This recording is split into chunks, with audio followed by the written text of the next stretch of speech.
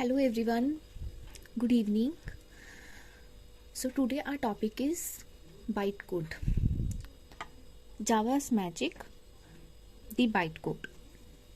So as we know कि हमारे जावा के दो फीचर्स होते हैं, जैसे सिक्योरिटी फीचर है एक, फीचर्स तो बहुत होते हैं बट हम दो फीचर्स की बात करते हैं, जैसे सिक्योरिटी एंड पोर्टेबिलिटी। ये जो दो फीचर्स हैं जावा के, ये हमें कौन प्रोवाइड करता है? बाइटकोड। सो इस लेक्चर में हम देखेंगे कि बाइटकोड होता क्या है और वो कैसे हमें सिक्योरिटी और पोर्टेबिलिटी जो है प्रोवाइड करता है। Now in C plus plus या सी हम क्या करते थे कि हम कंपाइलर का यूज करते थे।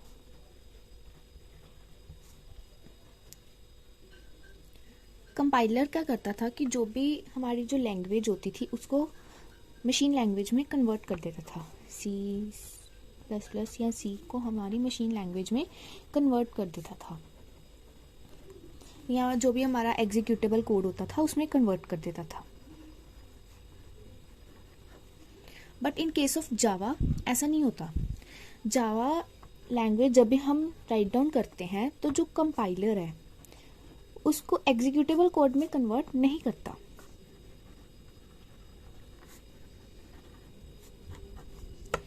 वो उसको बाइट कोड में कन्वर्ट करता है। फर्स्टली जो हमारा जावा का कंपाइलर होता है वो सबसे पहले उसे एग्जीक्यूटेबल कोड में कन्वर्ट नहीं करता, उसको किस में कन्वर्ट करता है? बाइट कोड में करता है। अब जो बाइट कोड है उसमें सेट ऑफ इंस्ट्रक्शंस होती हैं।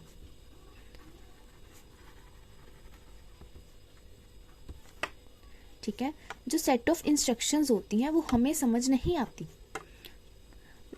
अब जो बाइट कोड है उसको हम किसी रन टाइम सिस्टम में चलाएंगे, देन वो हमारा एग्जीक्यूटेबल कोड में कन्वर्ट होगा। अब जो रन टाइम सिस्टम्स होते हैं उसको हम JVM कहते हैं, जावा वर्चुअल मशीन।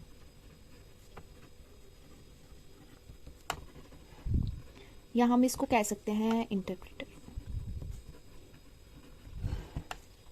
ठीक है, तो ये सबसे इम्पॉर्टेंट बात है कि जो हमारी जावा है वो कंपाइल करने के बाद एग्जीक्यूटेबल कोड नहीं देती, वो हमें बाइट कोड देती है। देन बाइट कोड को हम इंटरप्रेट करते हैं तो हमारा एग्जीक्यूटेबल कोड आता है। बट कि सी प्लस प्लस या सी में ऐसा नहीं होता था। सी प्लस प्लस या सी में क्या होता था, हम कंपाइल करते थे तो वो मशीन लैंग्वेज में कन्वर्ट हो जाता था या एग्जीक्यूटेबल कोड में हो जाता था। इसमें क्या है, सबसे पहले जावा का कोड है जो उसको हमने कंपाइल किया तो वो बाइट कोड में कन्वर्ट होता है। ठीक है, बाइट कोड में जो सेट ऑफ इंस्ट्रक्शंस होती हैं वो हमें समझ नहीं आती। फिर उसके बाद जो बाइट कोड है उसको हम रन टाइम सिस्टम के थ्रू एग्जीक्यूटेबल कोड में कन्वर्ट करते हैं, जो कि हमारा मशीन लैंग्वेज होती है, जो कंप्यूटर को अंडरस्टैंडेबल होती है। अब एक और बात, सपोज हम एक मशीन पे जावा का प्रोग्राम राइट डाउन कर रहे हैं। ठीक है, फिर उसको हमने कंपाइल किया और वो बाइट कोड में कन्वर्ट हो गया। अब जो बाइट कोड है ना वो हम किसी भी मशीन पे जाके चला सकते हैं। बस हमें उस मशीन पे क्या चाहिए, JVM चाहिए, मतलब रन टाइम सिस्टम चाहिए हमें, जो कि हमारे बाइट कोड को एग्जीक्यूटेबल कोड में कन्वर्ट कर दे। इसलिए इसको हम कहते हैं कि ये प्लेटफॉर्म इंडिपेंडेंट है। इट मीन्स कि हमें बस बाइट कोड में कन्वर्ट करने की ज़रूरत होती है।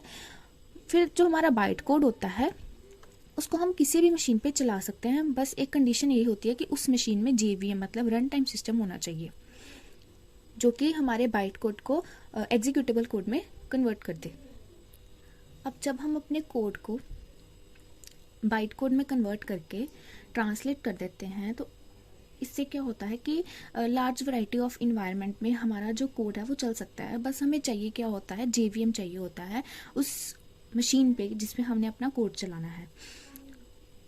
बस एक बार रन टाइम पैकेज आ गया हमारा तो हमारा जो बाइट कोड है वो एग्जीक्यूटेबल कोड में क्या हो जाएगा, कन्वर्ट हो जाएगा। अब जो JVM होता है उसकी जो डिटेल्स होती हैं वो मशीन टू मशीन वेरी करती हैं, मतलब प्लेटफॉर्म टू प्लेटफॉर्म जो होती हैं वो डिफरेंट होती हैं।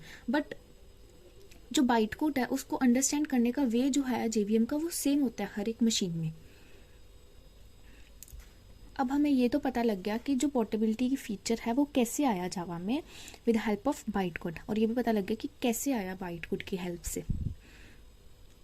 अब जो हमारा सेकंड फीचर था वो था सिक्योरिटी। अब सिक्योरिटी का फीचर कौन प्रोवाइड करता है, वो भी जेवीएम ही प्रोवाइड करता है हमें।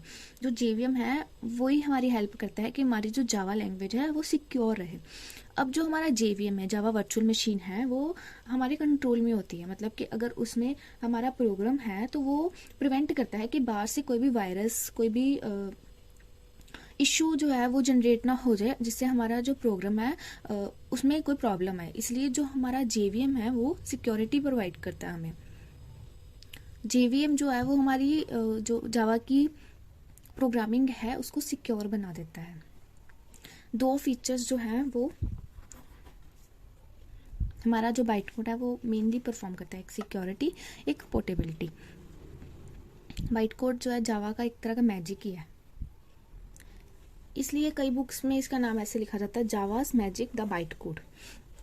अब एक और बात, जब हम अपना जावा का प्रोग्राम लिख देते हैं कंपाइलर में तो उसको हम .java एक्सटेंशन के साथ सेव करते हैं।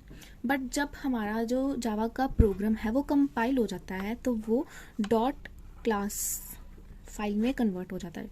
डॉट के आगे हम लिखते हैं क्लास का नेम, कौन सी क्लास का नेम, जिसमें हमारा मेन फंक्शन होगा।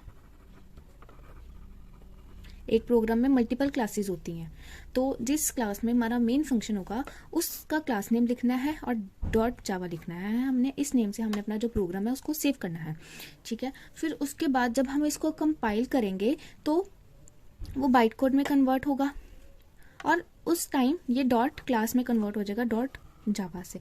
अब जो .class के अंदर जो भी कोड होगा वो हमें समझ नहीं आएगा।